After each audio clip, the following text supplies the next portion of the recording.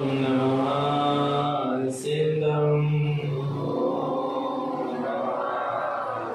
परमानंद परम ज्योति चिदानंद जिनात्मनं स्वयं रूपं स्वयं सुन्दरं वृंदस्थाने नमस्कृतम् ओंकार हरि अगमय पारा पावन अक्षर गर्वित सारा चारों वेद सत्य जाति पाति महिमा जगत प्रकाशी आत्मतत्व रहस्यज्ञं महामान्यं जगद्गुरुं प्रचंड धर्म सूर्यं वंदे श्री गुरु कारणं वंदे श्री गुरु कारणं।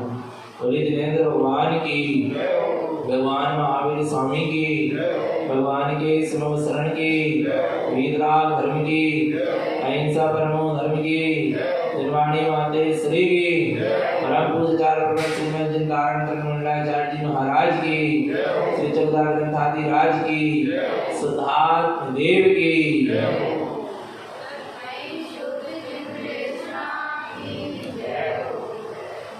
परम आराध्य राजवाणी सदगुरु कारण स्वामी जैन परमात्मा की अमृत जरती सिद्ध जिंदेशना सदगुरुदेव हम जगत के जीवों को अपनी निज आत्मा का सत्स्वरूप दर्शा रहे हैं।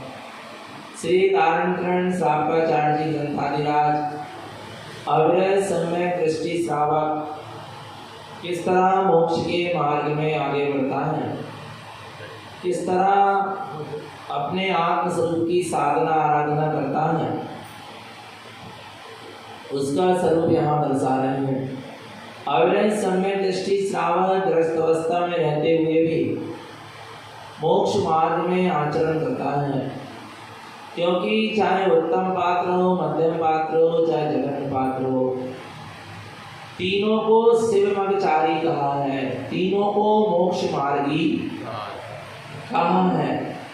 अविरत सम्यक दृष्टि श्रावक भी अपने निज आत्मा के श्रद्धान के साथ सच्चे देव गुरु शास्त्र के श्रद्धान के साथ 7 वचनों के त्याग पूर्वक 18 क्रियाओं का पालन करने वाला मोक्ष मार्गी कहलाता है और अपने ज्ञानमय ध्रुव स्वभाव की ओर उपयोग को जैसे जैसे लगाते चलता है, अपनी दृष्टि को अंतर्मुख करते चलता है, त्यों त्यों वो मोक्ष के मार्ग में आगे बढ़ते चला जाता है। सम्यक दर्शन, सम्यक ज्ञान और सम्यक चारित्र ही मोक्ष का मार्ग है। इसके अतिरिक्त और वही मोक्ष का मार्ग नहीं है। और ये सम्यक दर्शन, सम्यक ज्ञान, सम्यक चारित्र निज आत्मा के स्वाभाविक गुण हैं। निज आत्मा में ही है, निज आत्मा से ही प्रकट होने वाले हैं, निज आत्मा में ही प्रकट होने वाले हैं। ये सम्यक दर्शन ज्ञान चारित्र वास्तव में साक्षात मोक्ष का मार्ग है, जिसमें सम्यक चारित्र जहाँ प्रकट हो जाता है वहाँ निर्वाण निश्चित है, अर्थात शीघ्र निर्वाण पद की प्राप्ति होती है। सम्यक दर्शन से तो निश्चय हो गया कि मोक्ष मिलेगा कभी ना कभी, पर जहाँ सम्यक चारित्र भी प्रकट हो जाता है वहां पर शीघ्र मोक्ष मिलने की योग्यता प्राप्त हो जाती है। तो भगवान आत्मा सम्यक दृष्टि जी सम्यक चारित्र के मार्ग में आगे बढ़ने के लिए नाना प्रकार की साधनाएं करता है।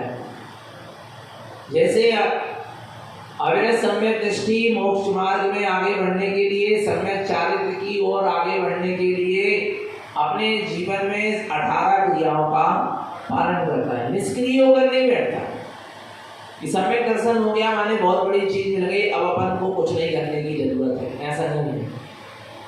सम्यक दर्शन होने के बाद भी सम्यक ज्ञान का मार्ग आगे बढ़ता चला जाता है। सम्यक ज्ञान में नाना प्रकार की साधनाएं होती हैं। सम्यक ज्ञान के अंतर्गत ये जीव नाना प्रकार की साधनाओं में रत होता है कि जैसे बने वैसे उस स्वरूप में मैं आचरण करूं, उस स्वरूप में मैं लीन हो जाऊं, उसके लिए वो पुरुषार्थ करता चला जाता है। निष्क्रिय होकर कभी नहीं बैठता सम्यक दृष्टि। और जो निष्क्रिय होकर बैठ गया है वो सम्यक दृष्टि नहीं है। अब वो स्वच्छंदी हो सकता है, वो सम्यक दृष्टि नहीं हो सकता। सम्यक दृष्टि जीव को निरंतर आगे बढ़ने की भावना जागती, कब व्रत हो जाए, कब नियम हो जाए, कब संयम हो जाए, कब त्याग हो, कब तपस्याएं करें, कब मैं अपने स्वरूप में डूबूं, लीन हो जाऊं, सामायिक ध्यान एकम होने लगे, एक एक समय आत्मा में लगे, एक एक समय आत्म स्वरूप में स्थिरता में लगे, ऐसी उसकी क्या होती है, निरंतर भावना चलती है। वह कहलाता है कौन? सम्यक दृष्टि, जिसका पूरा सामर्थ्य शक्ति उपयोग सब स्वभाव की ओर ही लग रहा है, वह है अविरत सम्यक दृष्टि। अविरत दशा से ही, ग्रस्त अवस्था से ही जीव के अंदर में ऐसी भावना जागृत होने लगती कि कब मैं उस पूर्ण वीतराग स्वरूप में लीन हो जाऊं। वीतरागता को ही अपने लक्ष्य में लेकर चलता है, वह अविरत सम्यक दृष्टि है। एक ग्रस्त श्रावक अर्थात एक राग की अवस्था में बैठा श्रावक, ग्रस्त अवस्था माने राग की अवस्था, ग्रस्त अवस्था राग की अवस्था में बैठा साधक भी अविरत सम्यक दृष्टि भी भावना वीतरागता की भाता है। उसको वीतरागता ही सुहाती है, भलाई वो वीतरागी नहीं हो पा रहा, कुछ कर्म के उदय से अपनी साधना की उतनी दृढ़ता नहीं हो पा रही, या साधना उतनी उत्कृष्ट नहीं हो पा रही कि वो वीतरागी हो जाए, पर लक्ष्य तो उसका वीतरागता का ही है। अविरत सम्यक दृष्टि श्रावक का भी लक्ष्य वीतरागता का ही होता है। प्रतिमाधारी श्रावक का लक्ष्य भी वीतरागता का ही होता है। तो फिर वीतरागी भावलिंगी निर्गत साधु का लक्ष्य क्या वीतरागता नहीं होगा? आरा भगवान आत्मा समझना, साधु का तो परम कर्तव्य है अपने वीतराग स्वभाव में रहना। साधक श्रावक तो कदाचित राग के परिणाम में लिप्त होता हुआ भी दिखाई दे सकता है, पर साधु कभी राग के परिणाम में लिप्त हुआ दिखाई नहीं दे सकता, और जो दे रहा है राग के परिणाम में लिप्त वो साधु नहीं हो सकता। आरा भगवान आत्मा, क्योंकि उसे वीतरागता ही पूर्ण रूप से उपादेय है। यहाँ तो अभी अव्रती श्रावक के लिए, व्रती श्रावक के लिए, सम्यक दृष्टि के लिए जिसने व्रत लिया है, जो अव्रती सम्यक दृष्टि है, व्रती सम्यक दृष्टि है, ये तो सुराग को भी कदाचित उपादेय मान ले, पर भावलिंगी निर्गत वीतरागी साधु ना सुराग को उपादेय मानते हैं और ना सुराग को उपादेय। वो तो अपने शुद्ध वीतराग स्वभाव को ही उपादेय मानते हैं, स्वीकार करते हैं, और उसी वीतराग स्वरूप में रमण करते हैं, और उसी वीतराग स्वरूप की चाह जाग गई है। किसको? अविरत सम्यक दृष्टि को। जब तो भरत महाराज घर में थे ना, कहाँ थे? और घर में रहकर क्या थे? अच्छा, बैरागी थे का मतलब क्या है? कि उनको घर में रहकर भी, ग्रस्त अवस्था में रहकर भी, राजपाट के बीच में रहकर भी, विषय भोग के बीच में रहकर भी उनको अपना वीतराग स्वभाव सुहाता, अंदर में वीतराग स्वभाव की भावना निरंतर जागृत रहती थी। कब मैं वीतरागी हो जाऊं, कब पूर्ण रूप से अपने आत्म स्वरूप में आचरण करूं, कब मैं निरंतर, कब मेरी अपने निस्वभाव में डुबकी लगे, कब छठम सप्तम स्थान में मैं झूलूं, हर अंदर मूर्त में कब स्वभाव में डुबकी लगेगी, ऐसी निरंतर क्या चलती थी? भावना चलती थी। और जब उनके पुत्र उनके सामने क्या बन जाते थे? मुनि हो जाते, 8-8 वर्ष के पुत्र मुनि हो जाते थे, तब भरत महाराज रोते थे। सम्यक दृष्टि कभी निष्क्रिय होकर नहीं बैठता कि मुझे सम्यक दर्शन हो गया, सब कुछ हो गया। हाँ, सम्यक ज्ञान और सम्यक चारित्र के मार्ग में आगे बढ़ने की भावना रहेगी। आ रहा नहीं आ रहा भगवान आत्मा? और जो निष्क्रिय होकर बैठ गए, अरे सम्यक दर्शन हो गया, सब कुछ हो गया, देख लिया जाएगा, अरे उसको सम्यक दर्शन हुआ ही नहीं, वो भ्रम में जी रहा है सम्यक दर्शन के नाम पर। अरे भरत महाराज को छाए सम्यक, कौन सा सम्यक? बात तो पक्का ही था ना, और तद्भाव मोक्षगामी थे, उसी भाव से मोक्ष जाने, फिर भी अरे छाए सम्यक तो क्या, हम तो तद्भाव मोक्षगामी है, नहीं भी बनेंगे साधु तो हो जाएंगे, ऐसा है क्या? भावना तो क्या हो गई? छाए सम्यक दृष्टि की भी भावना वीतरागी साधु पद को धारण करने की हो रही है, अपने स्वरूप में रमणता की हो रही, क्योंकि बिना साधु पद के स्वभाव में डुबकी नहीं लगेगी। बिना वीतरागी हुए हर अंतर मूर्त में स्वभाव में डुबकी नहीं लगेगी। निरंतर स्वभाव में डुबकी लगाने के लिए, निरंतर आनंद परमानंद का आनंद रूप लूटने के लिए, अपने आत्मा के आनंद को निरंतर लूटने के लिए आपको साधु होना ही पड़ेगा। आ रहा नहीं आ रहा, पर भावलिंगी। कौन से साधु? सम्यक दृष्टि ज्ञानी शुद्धोपयोगी भावलिंगी वीतरागी साधु निरंतर आत्मा के आनंद को लूटते हैं। व्रति और अव्रति सम्यक दृष्टि आत्मा के आनंद की सुरत रखते हैं, उनकी सुरत में आत्मा का आनंद बरत रहा है। पर भावलिंगी वीतरागी निर्गन तपोधन के अंतरंग में, वीतरागी साधु के अंतरंग में निरंतर आत्मा का वो आनंद लूट ही रहे, सुरत बस नहीं है, क्या है? लूट रहे हैं। और व्रति और अव्रति सम्यक दृष्टि आत्मा के आनंद की सुरत रखता है, उसको सुरत में आनंद बरत रहा है। और यहाँ गुरु यहाँ भावलिंगी वीतरागी साधु को रमणता में आनंद, रमणता चल रही है। आनंद की क्या चल रही है? रमणता चल रही है। तो भगवान आत्मा के आनंद को लूटना है क्या नहीं लूटना? तो मोक्ष के मार्ग में आगे बढ़ना है क्या नहीं बढ़ना? तो उसके लिए गुरुदेव कह रहे हैं पहले श्रावक की भूमिका पक्की करो, तब साधु पक्के बन पाओगे और सच्चे बन पाओगे। अभी हम रास्ते में आ रहे थे, भैया हमसे पूछ रहे थे, भैया जी तारण स्वामी के बाद क्या साधु नहीं हुए? तारण पंथ में हुए ना, 7 मुनिराज हुए गुरु महाराज के समय, और उसके बाद भी साधु होंगे ना। मैंने कहा ऐसा नहीं है कि साधु नहीं होंगे, पर साधु होंगे, बनेंगे नहीं। क्या साधु बनेंगे नहीं, साधु होंगे। साधु बनना अलग चीज है और साधु होना अलग चीज है। बनना माने बनाओ नहीं बना है, बिगड़ जाओगे। पर साधु दशा वीतरागता अंदर से जिस दिन प्रकट होगी उस दिन साधु हो जाएंगे। पहले परिपक्व तो हो जाए, अपने आप में पूरे पक्के तो हो जाए। जो जिन्हें भगवान आज्ञा दे रहे हैं, जिनागम जो आज्ञा दे रहा है साधु पद के लिए, वो हमारी वैसी साधना हो जाए, तब हम साधु पद को धारण करेंगे। ऐसे वैसे नहीं करेंगे, झूठ मूठ मुनि व्रत धार अनंत बार वाली बात नहीं होना चाहिए। मुनि व्रत धार एक बार नहीं आ रहा भगवान आत्मा, और सीधे सिद्धि और मुक्ति का क्या बनना चाहिए? मार्ग बनना चाहिए भगवान आत्मा। ऐसे वाले साधु होना क्या नहीं होना वीतराग का अंदर से प्रकट होना चाहिए। कहां से? भीतर से प्रकट होना चाहिए, तब साधु दीक्षा होगी, वैसे नहीं होगी। कारण स्वामी ने भी 7 मुनियों को साधु दीक्षा दी क्या नहीं दी? बोलो 7 मुनि दीक्षा दी क्या नहीं दी? गुरु महाराज ने 7 साधु थे क्या नहीं उनके संग में? तो ऐसे ही दे दी, चाहते तो बहुत से को दे देते, पर जिनके भीतर से स्वयं वीतरागता प्रकट हुई, जिनके भीतर से स्वयं रत्नात्रय प्रकट हुए, जिनकी रत्नात्रय की साधना परिपक्व हो गई, उनको गुरु महाराज ने मुनि दीक्षा दे दी, परख कर दी है। क्या करके दी है? परख कर दी है। आए और कोई दी नहीं है उन्हें दीक्षा, उनको दीक्षा हो गई, अंदर से प्रकट हो गई, उनके अंदर में रत्नात्रय की साधना में वो परिपक्व हो गए, रत्नात्रय स्वरूप में डुबकी लगने लगी, छठम सप्तम गुणस्थान प्रकट हो गया, शुद्धोपयोग हो गया, निर्गत दशा अपने आप क्या हो गई? प्रकट हो गई, वस्त्र उतर गए, केस नोच हो गए, 28 गुणों का सहज पालन होने लगा। ये है आचरण।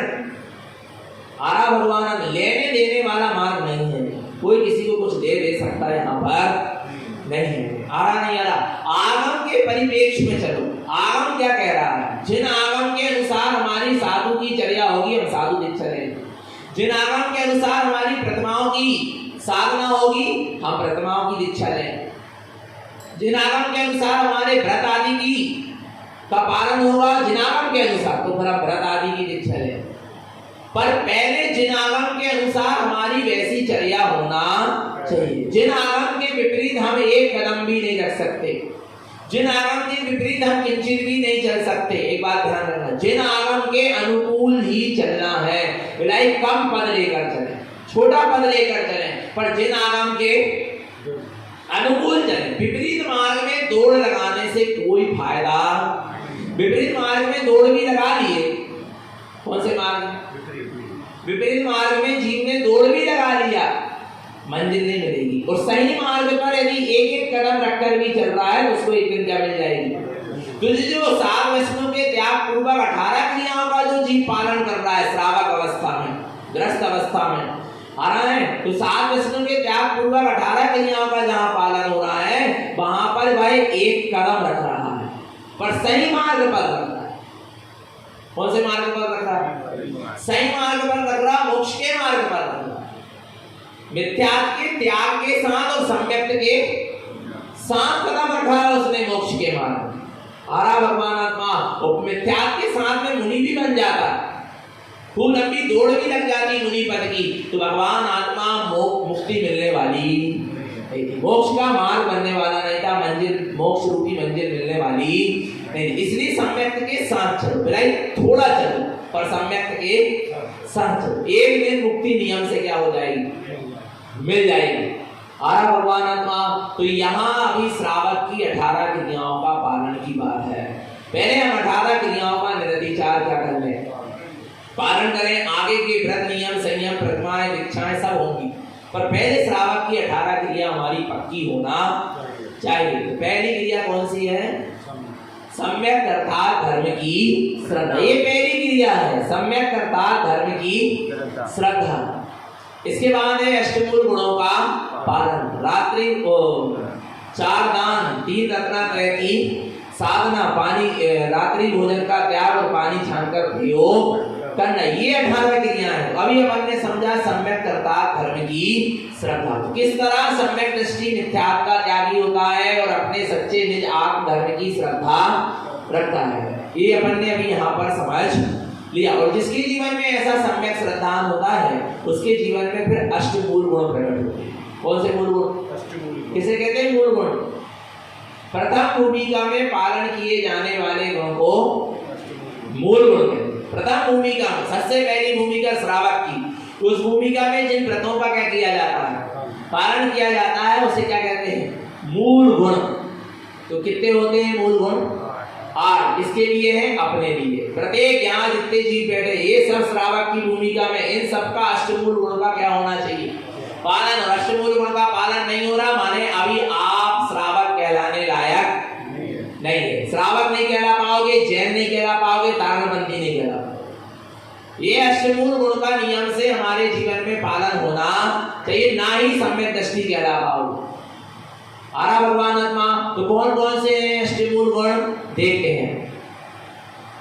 मूल गुणम च उत्पादन्ते फलम पंच न दिष्टते बड़ पीपल पिखलूनी चा पाकर उदम्बरस्तता।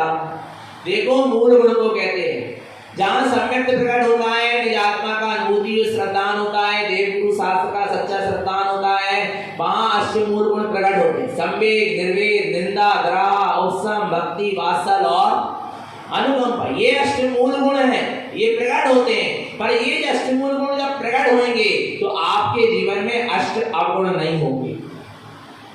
कौन से हैं अष्ट अवगुण?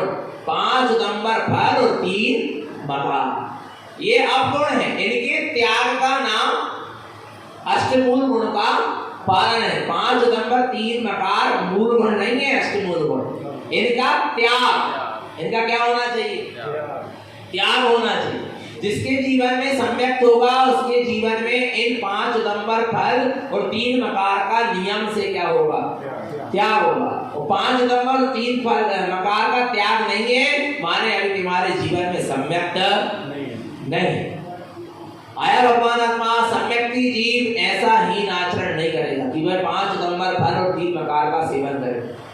आ रहा है तो 5 उदंबर फल होते हैं, देखो क्या कहते हैं, मूल गुणम च उत्पादन्ते फलम पंच न दिष्टते। जिसके जीवन में मूल गुण होते हैं वो 5 प्रकार के फलों का सेवन नहीं करता। कौन कौन से फल का सेवन नहीं करता? बड़ पीपल पिखलूनी चा पाकर उदम बरसता। बड़ पीपल, उमर, कटुमर और पाकर, इन 5 फलों का वह सेवन नहीं करता। क्यों नहीं करता? देखो क्यों नहीं करता, सुनो। फलानि पंच तिक्तन्ति रसस्य रक्षणार्थयम् अतिचारम् उत्पादन्ते तस्य दोष निरोधनम्। फलानि पंच तिक्तन्ति, इन 5 प्रकार के फल का वह त्याग कर देता है। तो क्यों कर देता है? त्रसस्य रक्षणार्थयम्, त्रस्त जीवों की रक्षा के प्रयोजन से। किसे? क्योंकि इन 5 प्रकार के फलों में असंख्यात त्रस्त जीव होते हैं। 2 इंद्रिय, 3 इंद्रिय, वो 2 इंद्रिय से लेके 5 इंद्रिय तक के जीवों को त्रस्त जीव कहते हैं। वो बड़ के फल में, पीपल के फल में, उमर के फल में, कटुमर के फल में, पाकर के फल में, अंजीर आदि में, इनमें सब में क्या होते हैं? बहुत सारे त्रस्त जीव 2 इंद्रिय से लेके 5 इंद्रिय तक के जीव देखे जाते हैं। उनकी रक्षणार्थम, उनकी रक्षा के लिए इन 5 प्रकार के फलों का क्या कर दिया जाता है? त्याग कर दिया जाता है। क्योंकि त्रस्त जीवों के सेवन करने से मांस खाने का दोष आता है। और इन जीवों की रक्षा, एक जिसने जान लिया कि मैं भगवान आत्मा हूँ, उसको वो त्रस्त जीव में भी तो भगवान आत्मा दिख रहा है। अब एक भगवान आत्मा दूसरे भगवान आत्मा का घात करेगा क्या? एक भगवान आत्मा दूसरे भगवान आत्मा की हिंसा करेगा क्या? बोलो ना, नहीं प्रार्थना करेगा क्या? उसको वो जीव भी कैसे देख रहे हैं? सिद्ध स्वरूपी भगवान आत्मा देख रहे हैं। और मैं एक सिद्ध स्वरूपी भगवान आत्मा का घात कर सकता नहीं। इसलिए उन त्रस्त जीवों की रक्षा के लिए 5 प्रकार के फल का वो क्या कर देता है? क्या? अब बोले 5 प्रकार के फल का सेवन तो अपन नहीं करते, उज्जैन ही करते ही नहीं। वो करते हो तो करना क्या कर देना, छोड़ देना। पर ऐसे और भी फल हैं जिनमें त्रस्त जीव पाए जाते हैं। ऐसी और भी वस्तुएं हैं जिनमें त्रस्त जीव देखने में आते हैं, उनका भी हमें क्या करना चाहिए? त्याग। तब आपका अष्टमूल गुण का पालन। 5 नंबर फल के साथ उन चीजों का भी त्याग करना चाहिए जिसमें त्रस्त जीव की उत्पत्ति देखी जाती है। क्योंकि त्रस्त जीवों की रक्षा के लिए 5 नंबर फल का त्याग। मूल में हमारा लक्ष्य त्रस्त जीवों की रक्षा है।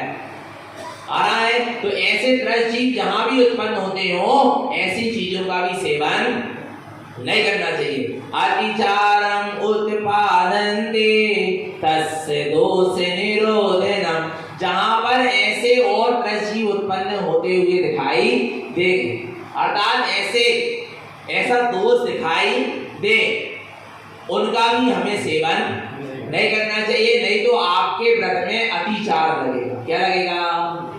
अतिचार लगेगा। उन अतिचारों का के दोषों का हमें क्या करना है? निरोध करना है, उसका त्याग करना है। उसके लिए देखो क्या क्या चीज का और सेवन नहीं करना चाहिए। अन्यम जता फलम पूपम बीजम सन्मूर्छनस्य जथा तथाई दोषते कंदे अने उत्पादते जथा। अन्नम, भुना हुआ अन्न। कौन सा? भुन जाता ना, क्या कहते हैं? सुक्रूला हो जाते हैं, वो भुन हो जाते हैं, भुन जाता है। आ रहा है? ऐसे अन्न का भी सेवन नहीं करना चाहिए। फलम पूपम, जिन फलों में सन्मूर्छन जीव क्या हो जाए? फलम पूपम बीजम सन्मूर्छनम जथा, अर्थात जिन फल में, जिन पूपम माने पुष्प में, फूल में, और बीजम माने बीजों में क्या हो जाए? सन्मूर्छन जीव उत्पन्न हो जाए, उनका भी सेवन नहीं करना चाहिए। सन्मूर्छन जीव किसे कहते हैं? किसे कहते हैं?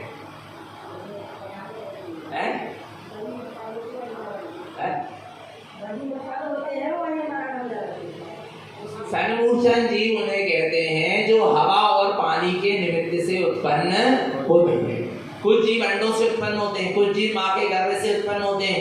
किसी जीव का उत्पाद सैया में जन्म होता है, और कुछ जीव काय से जन्म लेते हैं? हवा और पानी के निमित्त से जो जीव क्या हो जाए? उत्पन्न हो जाए, उनका नाम क्या है? सन्मूर्छन जीव है। वही जन्म लेते हैं, वही मारते चले जाते। तो ऐसे सन्मूर्छन जीव जिन फलों में क्या हो जाए? उत्पन्न हो जाए, उन फल का भी हमें सेवन, और उन फल का सेवन करना है तो अभी आपके 5 नंबर फल का त्याग। अच्छा, ऐसे कौन से फल हैं? हमने बताया था बेर, मकौआ, जामुन, चार। नहीं, बेर में, मकौआ में, जामुन में, चार के फल में, इनमें भी असंख्यात त्रस्त जीव होते हैं। इनका भी सेवन नहीं करना चाहिए। जिसने 5 नंबर फल का त्याग किया है उसको बड़ उमर कटुमर पाकर के साथ साथ बेर, मकौआ, जामुन, चार, इन फलों का भी सेवन, क्योंकि इनमें भी सन्मूर्छन जीव उत्पन्न होते हुए दिखाई देते, और उत्पन्न होते ही हैं। नियम से इनमें वो जीव होते ही है, इसलिए इनका भी सेवन नहीं हो। इनका सेवन करोगे तो आपका भी अष्टमूल गुणों का अच्छे से पालन नहीं हो रहा, निरतिचार पालन नहीं हो रहा। पूर्व माने पुष्प, कोई भी प्रकार के पुष्प का सेवन नहीं करना। अपन लोग फूल का सेवन करते हैं, फूल खाते हैं क्या? कोई भी प्रकार के पुष्प का क्या नहीं करना चाहिए, तोड़ना भी नहीं चाहिए, आया ना। और सेवन तो करना ही नहीं चाहिए, क्योंकि पुष्प में असंख्यात रस जीव होते। कितने जी? असंख्यात रस जीव होते काय में? पुष्प में, फूलों में। इसलिए इनका सेवन नहीं करना चाहिए, ना इनको तोड़ना चाहिए, ना इनका घात करना चाहिए। इनकी एक एक पंखुड़ी में असंख्यात क्या होते हैं? जीव होते हैं। आया समझ में? इसलिए पुष्पों का सेवन नहीं करना चाहिए। बीजम, इसके बाद क्या है? बीज। बीज माने मारा है। देखो अब बता, हमने एक दिन और बताया था, बीज सचित होता है। कैसा होता है? जैसे उसका बीज, नींबू का बीज कैसा है? सचित। इसको जमीन में डालोगे तो, भूमि में, मिट्टी में डालोगे तो क्या हो जाएगा? उग जाएगा, सचित है वो। और वो कदाचित दांत से क्या हो जाए? चब जाए, तो दोष है। तो क्या है? दोष है। आपने आहार में नींबू दिया और हमारे कदाचित वो बीज हमारे दांत से क्या हो जाए? चब जाए, अंतराय है। क्या आएगा? अंतराय आ जाएगा। मुनक्का का बीज मुंह से दब जाए तो क्या आएगा? अंतराय आ जाएगा, क्योंकि वो उसमें उगने की क्या है? इसलिए फासू करके सब चीज देना चाहिए, गर्म करके देना चाहिए, उसका सचित्रपना क्या हो जाए? समाप्त हो जाए। आया नहीं आया समझ में? तो ऐसे बीज आदि इसमें सन्मूल जीव हो जाते हैं, इनका भी सेवन करने से क्या आएगा? तथा दोष आएंगे। आ रहा है तथा ही दोष तेक्तन्ते, इसलिए इन दोषों का क्या कर दो? त्याग कर दो। क्यों? अनेक उत्पादते जदा, क्योंकि इसमें नाना प्रकार के जीव उत्पन्न होते हुए दिखाई देते हैं और दोष दिखाई देते हैं। तो ये 5 नंबर फल का हमें सेवन, एक काम करो, कछु नहीं कर पा रहा है तो कम से कम बड़ पीपल उमर कटुमर पाकर को तो त्याग कर दो, अंजीर आदि फल को तो त्याग ही कर दो। और जिनमें जितनी चीजों का सेवन करने में जो भुना हुआ अन्न है, फल है, पुष्प है और बीज है, जिनमें सन्मूल जीव होते हैं, इनका भी त्याग करने का धीरे धीरे प्रयास करो। कुछ तो नियम ले लो। आ रहा नहीं आ रहा? नहीं तो जैन ही नहीं कह पा रहे भाई, और अपने आप को जैन कह रहे हैं, अपने आप को कारणपंथी कह रहे हैं, मोक्ष मार्गी कह रहे हैं, सम्यक दृष्टि कह रहे हैं, श्रावक कह रहे हैं। पर अष्टमूल गुण का पालन का नियम नहीं है तो श्रावक भी नहीं है। आगे देखो क्या कहते हैं। अब क्या है? 3 मकार है। क्या है? 3 मकार। कौन कौन से? मद, मांस और मधु। मद माने शराब, मद माने क्या है? शराब। मांस माने मांस और मधु माने शहद। तो देखते हैं अपन मद दोष क्या है, शराब का दोष क्या है। शराब के अंतर्गत, मद के अंतर्गत पूरी नशे वाली चीजें आ जाएंगी, बीड़ी, सिगरेट, पाउच, तंबाकू, गुटखा, अरे ये सब किसके अंतर्गत आ जाएंगी? मद के। जिनसे भी नशा चढ़े, मदहोश हो जाए, मूर्छित हो जाए, आराम, ये सब क्या है? मद के अंतर्गत आएंगे। आया भगवान मत, इनका भी हमारा क्या होना चाहिए? त्याग होना चाहिए। देखो पर यहाँ तो महाराज कह रहे हैं अपन जैन हैं तो अपन तो शराब आदि, बीड़ी, सिगरेट, पाउच, तंबाकू, गुटखा तो खाते ही नहीं है, इनके त्याग की तो बात ही नहीं है यहाँ। फिर बोले कौन से मद का त्याग करें? देखो कौन से मद का त्याग करें। देखो मदम चमान संबंधम ममतम राग पूरितम अशुद्धम आलापम वाक्यम मध्य दोष संगीयते। आ रहा है क्या कह रहे हैं? मदम च मान संबंध। मद का संबंध किससे है? मान से है। यदि तुमने मान की शराब पी रखी है उसका भी तुम क्या करो? त्याग करो। बाहर की शराब का तो त्याग कर ही दिया, क्योंकि जैन हो ना, वहां जैनों की सभा में ये बोलना पड़ेगी शराब नहीं पीना चाहिए। कितनी शर्म की बात है, बोलो ना, बीड़ी सिगरेट नहीं पीना चाहिए, तंबाकू नहीं खाना चाहिए, जैनों की सभा में बोलने की चीज है। ये तो नीच कुल वालों को उपदेश देने की जरूरत है।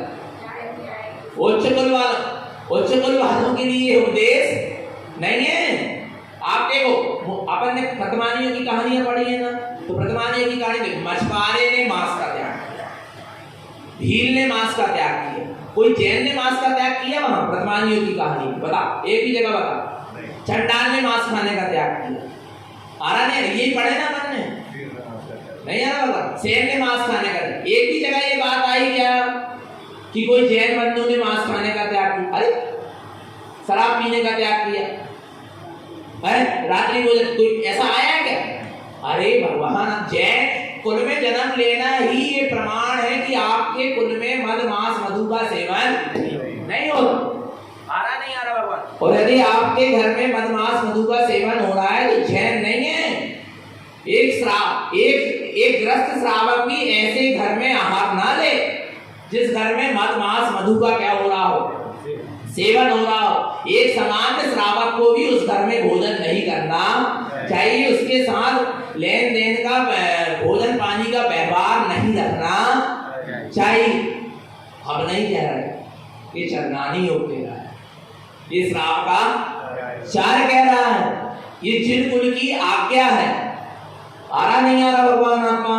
ये समझ लेना भगवान आत्मा। इसलिए कह रहे हैं ऐसे पदार्थों का यदि अपने घर में कोई सेवन कर रहा हो या अपने घर में ऐसे पदार्थों का सेवन हो रहा हो तो शीघ्र अति शीघ्र उनका क्या कर दो, त्याग कर दो, निषेध कर दो, नहीं तो बर्बादी है। मनुष्य राय की भी बर्बादी है, आगे चल के आपका पाप कर्म का उदय आएगा, आ रहा है, और भगवान आत्मा पूरे जिन धर्म में लांछन लगेगा ऐसे लोगों की प्रवृत्तियों के कारण। आ रहा नहीं समझ में? तो यहाँ गुरु महाराज कह रहे हैं बाहर की शराब तो जैनी पीते ही नहीं है, पर क्या कह रहे हैं? बदम चमान संबंध, मान की भी शराब मत पियो, अहंकार के नशे में चूर मत रहो, अहंकार के नशे को त्यागो। ममता में राग पूरी तम, और ये मान जो है ना वो ममत्व तो राग से क्या है, भरा हुआ है। जैसे शराब असंख्यात त्रस जीवों के मल मूत्र से, असंख्यात त्रस जीवों के सड़ी गली वस्तुओं से क्या है, भरी हुई है वो सारा। आरा भगवान आत्मा ऐसे ही ये मान रूपी शराब ममत्व भाव और राग के भाव से भरी हुई है। आरा नहीं आ रहा? ये ममत्व राग के भाव से जो भरी है ऐसी मान रूपी शराब, इसका भी क्या कर दो, क्या? क्यों? क्योंकि ये मान के वशीभूत होगा। इस अहंकार ममता और राग की शराब को पीकर दी अशुद्ध आलापम वाक्यम, अशुद्ध वार्तालाप करेगा, अशुद्ध वचन ही बोले। जैसे शराबी अंड संड बकता रहता है ना, अशब्द बोलता रहता है, कुछ का कुछ बोलता रहता है शराबी होश में, ऐसे जो अहंकार की शराब पीने वाला, ममता और राग की शराब में नशे में चूर रहने वाला जीव भी अशुद्ध वाक्य ही बोलेगा, कठोर शब्द ही बोलेगा, कठोर शब्द ही बोलेगा, अपने कसाय रूपी वचनों से पूरा माहौल खराब कर दे। आ रहा नहीं आ रहा? वो सब अहंकार की शराब पीकर आए हैं, समझ लेना भगवान। ऐसे अहंकार की शराब पीने वालों से क्या रहो, साफ हाथ दूर रहो, परहेज करो। क्या करो? नहीं आ रहा भगवान आत्मा? क्या करो? परहेज करो। तुम्हारा दिमाग, उनका दिमाग तो खराब है ही, तुम्हारा दिमाग और क्या हो जाएगा, खराब हो जाएगा भगवान। आ रहा नहीं आ रहा? ऐसी बुरी संगति को क्या कर दो, शराब पीने वालों की संगति को छोड़ दो, क्योंकि शराब पीने वाले के अशुद्ध वाक्य ही बोलता है। ऐसा अहंकारी जीव भी अशुद्ध वाक्य ही बोलेगा, कसाय रूप वाक्य बोलेगा, अहंकार से पूरी शब्द ही बोलेगा, कठोर शब्द ही बोलेगा, कर्कश शब्द ही बोलेगा, दूसरों का अहित हो जाए ऐसे शब्द ही बोलेगा। आ रहा नहीं आ रहा भगवान आत्मा? मध्य दोष संगीयते, इन सब पदार्थों के सेवन करने से किसका दोष आता है? मद्यपान का दोष आता है।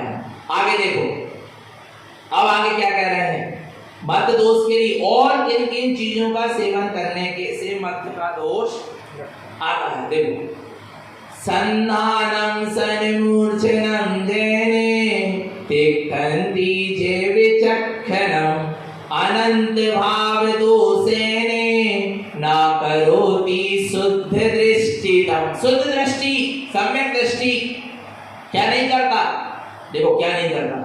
संधानम सन्मूर्छनम जैने तिक्तन्ति जे विचक्षणम। विचक्षणम माने विलक्षण पुरुष, ज्ञानी पुरुष। संधान सन्मूर्छनम जैन तिक्तन्ति, संधान जिनमें सन्मूर्छन जीव उत्पन्न हो जाते हैं तिक्तंती, उसका क्या कर देते हैं, त्याग। संधान किसे कहते हैं, आचार।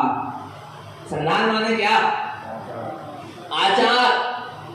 बड़ी, पापड़, अचार, मुरब्बा, आ ये क्या कहलाता है, संधान कहलाता है। आ रहा है, इनका सेवन भी नहीं करना। यदि आपने मद मांस मधु का त्याग किया है तो आपको अमर्यादित आचार, बड़ी, पापड़, मुरब्बा का भी सेवन नहीं, इनका भी क्या कर देना चाहिए, त्याग। विलक्षण पुरुष इनका क्या कर देते हैं, त्याग। क्यों, क्योंकि इनके सेवन करने से क्या होता है, आपने बताया था पहले भी कि जब अपना 7 व्यसनों का स्वरूप चल रहा है कि आचार खाने से, आचार जितना पुराना होता उतना ही उसमें जीव क्या होते हैं, उत्पन्न होते, और उतने ही तरह जीव 2 इंद्री से लेकर पंचेंद्री तक के सन्मूलक सूक्ष्म जीव क्या हो जाते हैं, उत्पन्न हो जाते, जो हमको दिखाई नहीं देते। तो जिससे क्या होता है, फिर उसका टेस्ट और बढ़ता चला जाता, खटासपन और आते जाती, जिससे आपको और अच्छा लगता। पुराने बड़ी पापड़ अचार पुराने खाओगे आपको टेस्टी लगे, क्योंकि उसमें जीव राशि क्या हो गई, उत्पन्न हो गई है, असंख्यात जीवों के खाते। देखो अनंत भाव दोषेण, इन चीजों का सेवन करने से अनंत क्या लगता है, दोष लगता है। भाव करने से भी, इनका सेवन के भाव से भी क्या लगता है, दोष लगता है। ना करोति शुद्ध दृष्टितम, आरा शुद्ध दृष्टि, सम्यक दृष्टि ऐसा दोष नहीं करता, ऐसा पाप नहीं करता, ऐसे पदार्थों का सेवन। आप पहचान करो कि हम सम्यक दृष्टि है क्या मिथ्या दृष्टि। देखो हम तो कह नहीं रहे, गुरु महाराज की गाथा कह रही है ना कि संधान आदि का सेवन करने वाला सम्यक दृष्टि नहीं हो सकता। जो सम्यक दृष्टि है ना करोति, वो संधान आदि का सेवन, आचार वगैरह का, अचार, बड़ी, पापड़, मुरब्बा अमर्यादित, इनका सेवन, और आपको इनकी मर्यादा पता ही होगी। है भगवान आत्मा, अब वो बताने की जरूरत नहीं है, नहीं तो भोजन का काम वही शुरू हो जाए। नहीं आया भगवान आत्मा, समझना भगवान आत्मा, एक पता होगा, मर्यादाओं का भी पता होना। अपने घर में बताओ किसकी गिनती क्या है, मर्यादा है। बच्चों को बताओ बेटा इसमें इतनी इतनी दिन की क्या होती है, मर्यादा होती आया। नहीं तो क्या होगा, बच्चों को पता ही नहीं है कि पानी की कितनी मर्यादा, छने पानी की कितनी मर्यादा, बिना छने की तो है ही नहीं मर्यादा, वो तो अमर्यादित है। आंसू पानी की कितनी मर्यादा है, लौंग काली मिर्च डाल दो तो कितनी मर्यादा, ये सब बताओ।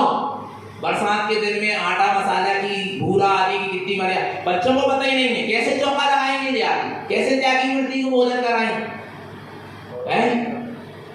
हमको अपन को ही नहीं पता अभी मेरा, बच्चों को क्या पता, बताओ मगर सिखाना पड़े।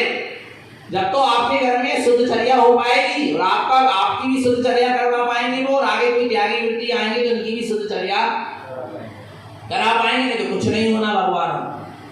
और ये बड़ी पापड़ अचार मुरब्बा इन सबकी एक दिन की मर्यादा 12 घंटे।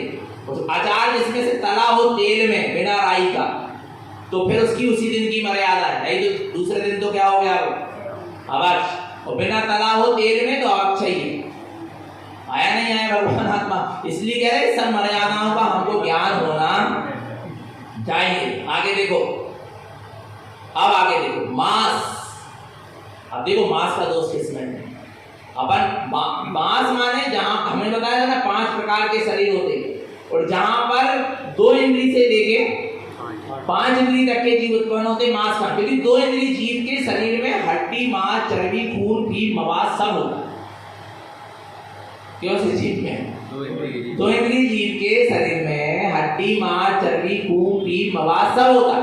इसलिए वहां 2 इंद्री जीव का यदि सेवन हो रहा है तो वहां मांस खाने का क्या आ रहा है, 2 तरह। बिलाई में सूक्ष्म जीव हमारे आंखों से दिखाई ना दे। देखो कौन कौन सी, देखो हम मांस के स्वरूप, मांसम भक्यते जैने लोनी मुहूर्त गस्त्यता, ना भुक्तम ना उक्तम चा व्यापारम ना चाक्रियते। तारण स्वामी को समझो, तारण स्वामी को नहीं आ रहा भगवान आता। गुरु महाराज के श्राप का जार को देखो आप, ऐसा श्राप का जार नहीं मिलना तुम्हें कहीं। कितनी सावधानी बतला रहा है। एक ग्रस्त श्रावक की चर्या चल रही है, कोई त्यागी वृत्तियों की चर्या नहीं चल रही। इसलिए मैंने कहा था प्रतिमाधारी 18 क्रिया पाल ले उतना ही बहुत, जिनने व्रत लाएंगे 18 क्रिया पाल ले उतना ही बहुत। विचार करना, मांसम भक्षते जैने, जो मांस का क्या कर रहा है, भक्षण देखो मांस का भक्षण। लोनी मूर्त गस्तता, लोनी समझते हो, मक्खन अंदर मूर्त के भीतर भीतर उससे घी निकल जाना चाहिए। और अंदर मूर्त माने 48 मिनट के भीतर भीतर मक्खन से घी नहीं निकला तो नियम से उसमें द्रज जीव क्या हो जाएंगे, उत्पन्न हो जाएंगे। वहां मांस खाने का क्या आएगा, दोष आएगा। नहीं आ रहा भगवान 3 4 4 5 5 दिन की मलाइयां रखी, फिर उसको फेंट रहा है, उससे घी निकल, सब मांस के अंतर्गत आ रहा। दूध 48 मिनट के अंदर तब जाना चाहिए। गाय या भैंस का दूध धोने के बाद कितने मिनट में, 48 मिनट के अंदर तब जाना चाहिए। यदि 48 मिनट के अंदर दूध नहीं तपा तो गाय का दूध है तो गाय के आकार के सन्मूर्छन पंचेंद्रीय जीव क्या हो जाएंगे, उत्पन्न सूक्ष्म जीव जो आपको दिखाई नहीं देंगे। आ रहा है भैंस का दूध है तो भैंस के आकार के सन्मूर्छन सूक्ष्म जीव उत्पन्न हो जाएंगे जो आपको दिखाई नहीं देंगे। आ रहा नहीं आ रहा भगवान आत्मा समझ में? अभी तो यही नहीं पता दूध कैसे लाना चाहिए, आया नहीं। ऊपर कह रहे हैं कि श्रावक शुद्ध मिले तो तुम्हें साधक भी शुद्ध मिल जाए। पहले तुम श्रावक की भूमिका तो शुद्ध करो। आया नहीं आया समझ में? विचार करना। प्लास्टिक की छन्नी से दूध छान रहा हो, कपड़ा से छानना चाहिए, ऐसे सूती कपड़े से पानी छानने वाले जैसे छन्ने से दूध को क्या करना चाहिए, छानना चाहिए। 48 मिनट के भीतर में तपा लेना चाहिए। आ रहा है भगवान आत्मा घी भी अटपहरा निकाल लेना चाहिए। नहीं आया? और देखो जो लोनी माने क्या, मक्खन। मक्खन तो अवश्य ही, पर वो मक्खन में से भी 48 मिनट के भीतर भीतर क्या हो जाए, घी बन जाए। नहीं तो क्या है, मांस का दोष है। अवश्य मत कहो, क्या कहो, मांस का। हमने क्या तो गाथा में लिखा ना, मांसम भक्यते जैने लोनी मूर्तिगा। और फिर पनीर फनीर तुम्हारे ये सब कितने कितने दिन के बने पड़े रखे, कौन कौन से दूध से बने, सब अवश्य है ना। ऐसी चीजों का स्वयं सेवन करो ना दूसरों को कराओ। नहीं तो क्या है, दोष ही दोष। श्रावक नहीं हो आप, ग्रस्त श्रावक नहीं हो, अव्रती श्रावक नहीं हो। व्रती की बात तो बहुत दूर की। देखो ना भोक्तम, ना उत्तम माने ना इनका सेवन स्वयं को करना चाहिए, ना उत्तम ना दूसरों को करने के लिए कहना चाहिए। वो व्यापार ना चा क्रियते, ना इनका व्यापार करना। ऐसे अवश्य पदार्थों का ना स्वयं सेवन करो, ना दूसरों से कराओ, ना इनका क्या करो, व्यापार भी नहीं करना चाहिए। अरे अब जो ही सब बताते हैं तो जैन काय के कह रहा हो है कि छन्ना कैसे होना चाहिए।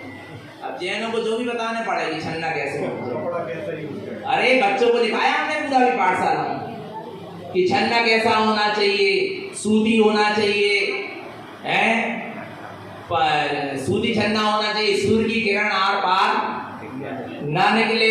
फिर ऐसा छन्ना डबल होना चाहिए, दोहरा होना चाहिए, आजू बाजू से सिला हुआ नहीं होना चाहिए, है सूखे छन्ने से पानी छानना चाहिए।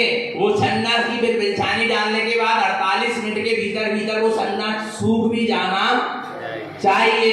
और आपका बता है कि नहीं मेहमान आत्मा। और पात्र के जो पात्र जिसमें पानी छन रहा है, उस पात्र के मुख से 36 और 24 उंगल चौड़ा और लंबा होना चाहिए। ये छन्ना होना चाहिए, तब तुम्हारा पानी क्या होगा, छन पाएगा। और नहीं तो विचार करना भगवान आत्मा। तो देखो क्या बात करे, ये सब अवक्षय ना जो मदमास मधु जिसमें दोष आ रहा, ना भुगतम ना उत्तम, ना स्वयं इनको भोगो माने ना इनका स्वयं सेवन करो, और ना उत्तम ना दूसरों को करने के लिए कहो। और व्यापार ना चाहिए, ना इनका व्यापार करो। तो कम से कम ये सामूहिक भोज कराते पात्र भावना शादी ब्याहों में जो भी चीज में कम से कम ये अवक्ष मत खिलाओ। जैनत्व तो दिखाओ। नहीं आ रहा भगवान आत्मा? नहीं तो तुम स्वयं तो खा ही रहे हो, तुमको तो दोष लगेगा ही। लाखों लोगों को तुमने हजारों पब्लिक को खिला दिया, उसको भी क्या लगेगा, उसका भी दोष तुमको ही। वे तो चले जाएंगे खा पी, उनको क्या है। जैसे माता बहन बड़े अच्छे से कहते हैं मन शुद्धि, वचन शुद्धि, गाय शुद्धि, आहार जल शुद्ध है। और हमने आकर भोजन करे तो दोष यदि गड़बड़ है तो तुम्हें ही लगे, हमें नहीं लगा, क्योंकि आपने तो बोल दी ना मन शुद्धि, वचन शुद्धि, गाय शुद्धि, आहार जल। हमको तो यही पता है कि शुद्ध है क्या नहीं है। हमने बढ़िया बैठकर भोजन कर लिया। यदि गड़बड़ है तो दोष किसको लगेगा? आपके सिर। ऐसे ही आप आ रहा नहीं आ रहा, आप अवक्ष खा रहे हो, लाखों हजारों जीवों को भी क्या कर रहा है? खिला रहे हो, तो उसका दोष भी किसको लगेगा? उनको तो लगेगा जो खा रहा है, पर आपको भी लगेगा।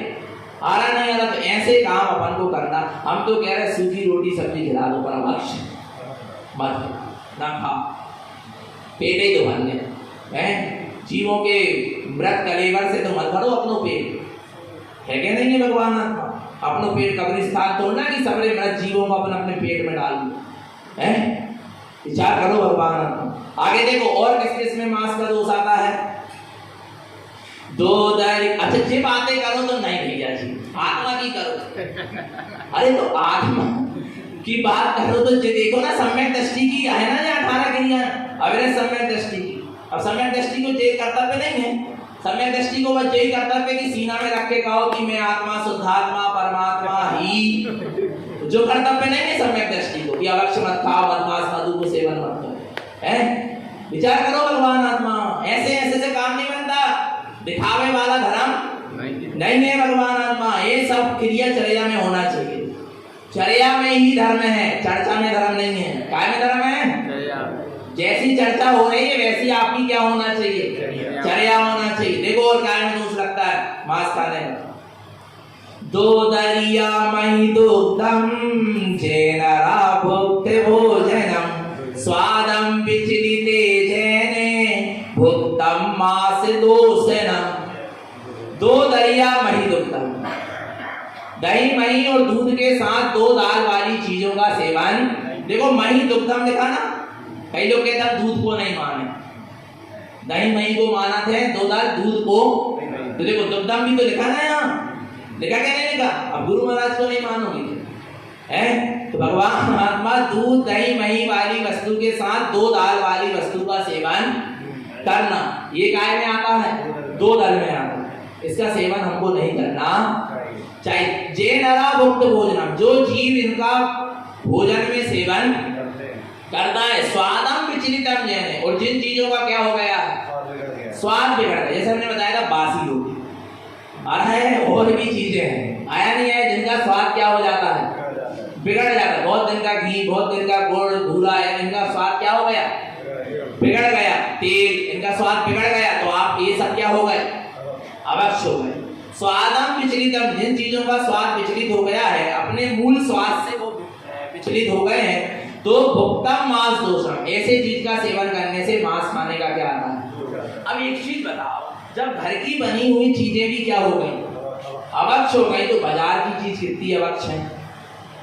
कम से कम एक नियम है कि हम बाजार की वस्तु का सेवन, है क्या नहीं? होटल की वस्तु का सेवन, वास्तव में होटल में तो जाना ही नहीं चाहिए। जन्नती बहन जी कहती थी होटल पड़े तो वहां से क्या हो जाओ? टल जाओ, आगे बढ़ जाओ, उधर खड़े मत हो, क्योंकि रसना इंद्री इतनी खतरनाक है कि बाप कहेगी कि अब कछु ना कछु तो खाई लेते, होटल पड़ी है, इसलिए क्या हो जाओ? वहां से टल जाओ, आगे हो सके तो टल जाओ, आगे बढ़ जाओ। नहीं आ रहा भगवान आत्मा, समझ लेना। बहुत दोष है, कितने कितने दिन का वो तेल भरा रहता कढ़ाई, कभी कढ़ाई खाली नहीं होता होटल वालों है। वो जलेबी का वो घोल बनता ना, जो वो कभी टंकी खाली नहीं होती इनकी, वो पात्र कभी खाली नहीं होता, उसी में रोज खमीर उठता चला जाता, तरसी उत्पन्न होते चले जाते, बरसों से पड़ा रहता है। अरे घर की माता है, कहते घी में मक्खी गिर जाए तो थोड़ा सा घी ऊपर को निकाल के अलग कर, सही बता रहे हैं? ऐसे होता क्या नहीं होता? फिर तो भी होटल वाले में छिपकली गिर जाए, कचौड़ी मकड़ी गिर जाए, मच्छर गिर जाए, तो सब पे अलग कर दे तो भाग, और फिर वही तेल में सब चीजें हमने देखा प्रत्यक्ष। लोधी खेड़ा में थे, पहला वर्षावास है जो कह लो 4 दिन का पाठ वहीं हुआ था लोधी खेड़ा में 2017 में। तो ये जाती ना भुजरिया का दिन आता ना, कजरी, वहाँ बहुत बड़ा मेला भरता है। तो हम मंदिर की छत में खड़े थे, वो घेवड़ी में देख रहे थे, तो वो पानी पूरी रहती है, वो क्या कहते हैं, गुपचुप पानी पूरी, क्या कहते हैं, फुल्की, वो पानी पूरी के पानी पूरी, बरसात के दिन वो लाइट लगे थे, सब मेला भरा था, तो चिट्टे वो पानी में का हो गए, गिर गए, तो फुल्की वाले ने वो चिट्टा अलग करो और वही पानी सबके दे दो। अब विचार कर, खा लो खूब, कर लो मौज मजा। अब समझ में नहीं आती भगवान आत्मा, और हम क्या कर रहे हैं? हम जैन होके श्रावक कुल में जन्म लेके, तारण पंथ में जन्म लेके, इतनी शुद्ध आत्मा की शुद्ध बात सुन के कितना नीचा आचरण चल रहा है। आपने अभी कुछ नहीं दिया मनुष्य पर्याय को प्राप्त करके, आया नहीं आया भगवान आत्मा, तो कम से कम क्या करो, बाहर की वस्तुओं का तो क्या कर दो, क्या करो, ये दो दल वास्तव में छोड़ो। क्या दो दल में असंख्यात जीव उत्पन्न होते, दाल वाली चीजें और दही दूध मही के साथ फिर मुख में रखो, उसकी लार से और जीव क्या हो जाते, और उत्पन्न हो जाते। आया नहीं आया भगवान, और फिर उन जीवों का क्या हो रहा, हाथ हो रहा है अपने का। अपने निमित्त से जीव उत्पन्न भी नहीं होना चाहिए, और अपने निमित्त से जीवों का घात भी नहीं होना चाहिए, क्योंकि आपने उनकी त्रैस्पर्याय को छीन लिया, आपने उनकी त्रैस्पर्याय का घात कर दिया। आगे देखो, अब शहद, कौन सी चीज, शहद।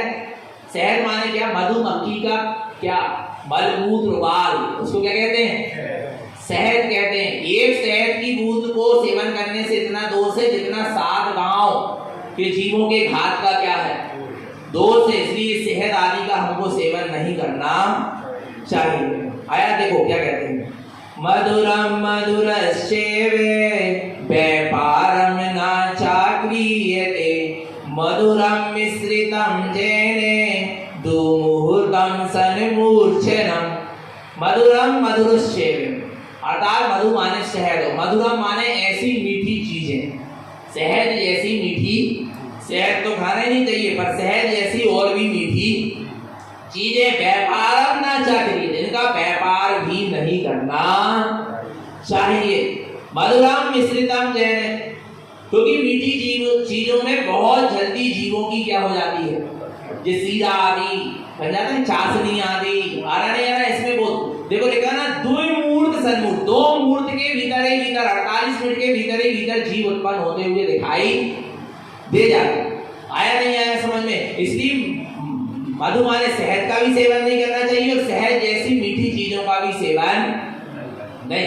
ये क्या क्या आते रहते, हम बोल नहीं पा रहे, दुनिया भर की सीसी में भर भर के आते रहते, आ रहा नहीं, ये च्यवनप्राश हो गया और जो भी चीजें हैं, और ये सीरप वगैरह जितनी जो दवाइयां आती हैं सिरप वाली लिक्विड वाली, इनका तो सेवन करना ही नहीं। इनमें नियम से मधमास मधु का सेवन होता ही, मधमास मधु मिश्रित होते ही है। और घर में भी जो रसगुल्ले वगैरह की जो चाशनी होती ना, जे कितनी मर्यादा है इनकी, आया नहीं है भगवान हाँ तो सब कह देगा, दुमूर्त सन्मूर्छनम, 2 मूर्त के भीतर में सन्मूर्छन जीव क्या हो जाएंगे, खूब खा लो, 2-2 4-4 8-8 दिन के भरे भरे रखे रहते, कछु नहीं होने भगवान आत्मा, आ रहा नहीं, जिस सब जीव राशि उसमें क्या हो जाती है। अरे आप तो देखो, चाशनी की तरह से एक मूंद नीचे गिर जाए तुरंत चीटियां लग जाती, गांव से आ गए, ये सन्मूर्छन जीव तो नहीं लगता है फटाफट, है क्या नहीं है? तो ऐसी मीठी चीजों का सेवन, जो रसना फसना आते रहते हैं, क्या कहते हैं उसको, जो कछु भी कहते होंगे, समझ जाओ, आया भगवान आत्मा, इन सब चीजों का सेवन नहीं करना चाहिए, नहीं तो सब में मधु का सेवन करके सेवन का दोष लगेगा, शहद खाने के दोष का सेवन का दोष लगेगा। आया अब आगे देखो, 2 गाथा और बची, सन्मूर्छनम यथा जानन्ते साखं पूपादिपत्रयम् तिक्तते न च भुक्तं च दोषं मास उच्यते। सन्मूर्छनम यथा जानन्ते, जहाँ सन्मूर्छन जीव उत्पन्न होते हुए दिखाई देते, साखं पूपादिपत्रयम्, ऐसे साग, ऐसी सब्जियां जिसमें सन्मूर्छन जीव होते हो, फूल गोभी, पत्ता गोभी आदि, ऐसे फूल का सेवन करना नहीं चाहिए। पत्रयम् माने पत्ती वाली सब्जी, जे मेथी पालक धनिया फनिया जो भी है, जितनी भी पत्ती वाली सब्जी, इनका भी सेवन नहीं करना चाहिए, इनमें भी सन्मूर्छन जीव होते। तिक्तते न च भुक्तं च, इनका क्या कर देना चाहिए, त्याग कर देना चाहिए, इनका सेवन नहीं करना चाहिए। और सेवन करोगे तो दोषम मांस उच्यते, इसमें भी क्या खाने का दोष आएगा, मांस खाने का दोष आएगा।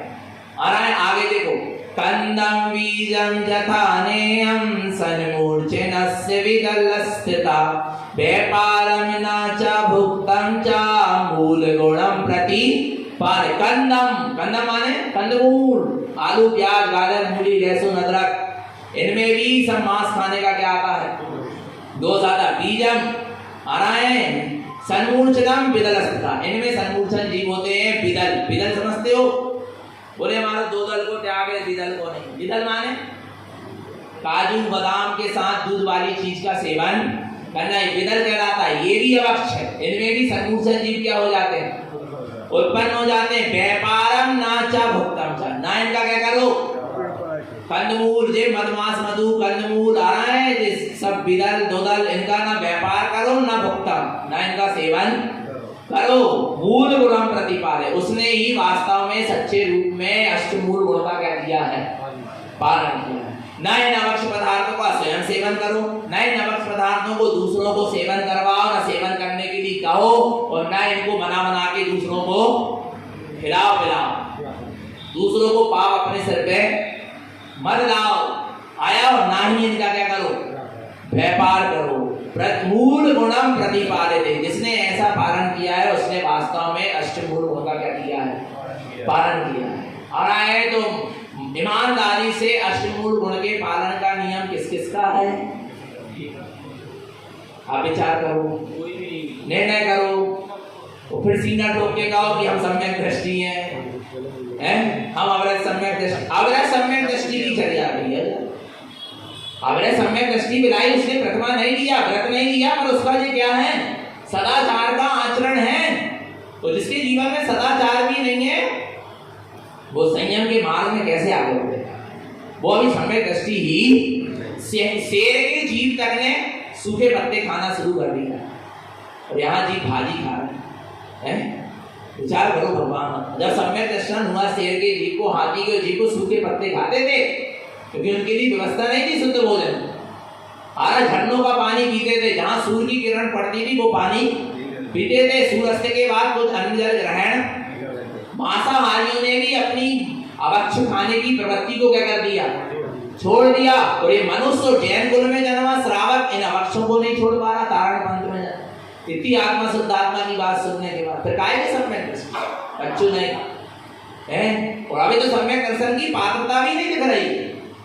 सम्यक दर्शन तो बहुत दूर की बात है। हमारा नहीं आ रहा तो भगवान अपने एक भावना जगाओ, क्या जगाओ कि हमारा ऐसा 18 क्रियाओं का क्या होना चाहिए, निरतिचार पालन होना चाहिए, तब हम वास्तव में सच्चे श्रावक कहलाएंगे। तो भगवान आत्मा निरंतर निशुद्ध आत्मा की सुरत रखें, अपना सबका जीवन सम्यक और संयम में बना रहे। बोले आचार्य